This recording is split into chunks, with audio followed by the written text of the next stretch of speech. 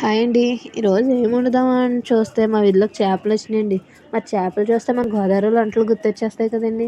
అందుకనేసి ఒక చెరువు చేప ఇచ్చుకొనండి అందులోకి 2 ఉల్లిపాయ ముక్కలు కసా కోసి, ఒక టమాటాకాయ ఒక్కటంటే ఒకటేనండోయ్! ఒక టమాటాకాయ ముక్కలు కూడా అలా కోసేసుకొని చిన్న చిన్న ముక్కల కింద కోసుకొని, మరి చేపల పులుసు అంటే చింతపండు ఉండాలి కదండీ! దానికి తగ్గ చింతపండు కూడా వేసుకొని కొన్ని నీళ్ళేసి ముందు చింతపండుని కడగండి ఎప్పుడైనా సరే. చింతపండు కూడా కడిగేసి దాన్ని కొన్ని నీళ్ళేసుకొని నానబెట్టేసుకొని ఓ పక్కనెట్టేసుకుందామండి. ఇప్పుడు చేపల పులుసు అంటే మరి పచ్చిమిర్చి ఖచ్చితం కదండీ! పచ్చిమిర్చి వేసుకొని, పచ్చిమిర్చి అయినా సరే మనకు తగ్గగా వేసుకోవాలండి. చేపల పులుసులోకి పచ్చిమిర్చి ఉంటేనే బావుంటదండి.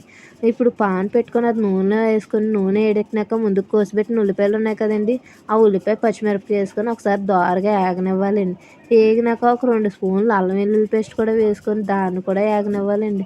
మరి ఇప్పుడు టమాటాకాయ ముక్కలు కోసుకున్నాం కదండీ! అది కూడా వేయాలి కదండీ! ఒక టమాటా అది వేసుకొని దాన్ని మగ్గనిచ్చేయాలండి బాగా. మగ్గనిచ్చినాక ముందు కొనుక్కు చేపలని ఉప్పు, కారం పెట్టి ముందుగానే ఫ్రిడ్జ్‌లో పెట్టేసుకున్నానండి.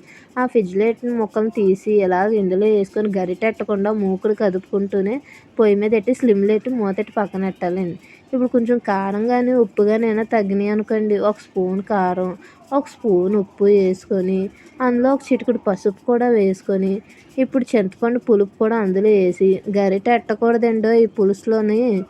అలా మూకుడులో కొంచెం కొత్తిమీర వేసి దాన్ని అలా కదుపుకొని దాన్ని మూతెట్టేసి స్లిమ్‌లో మరగనిద్దామండి. దాన్ని కాసేపు అలా మరగనిచ్చి కాసేపు ఆగినాక మూత చేస్తేనండి మన గోదావరి స్టైలే వేరండి. మరి ఈ వీడియో నచ్చినట్లయితే లైక్ చేసి సబ్స్క్రైబ్ చేయండి.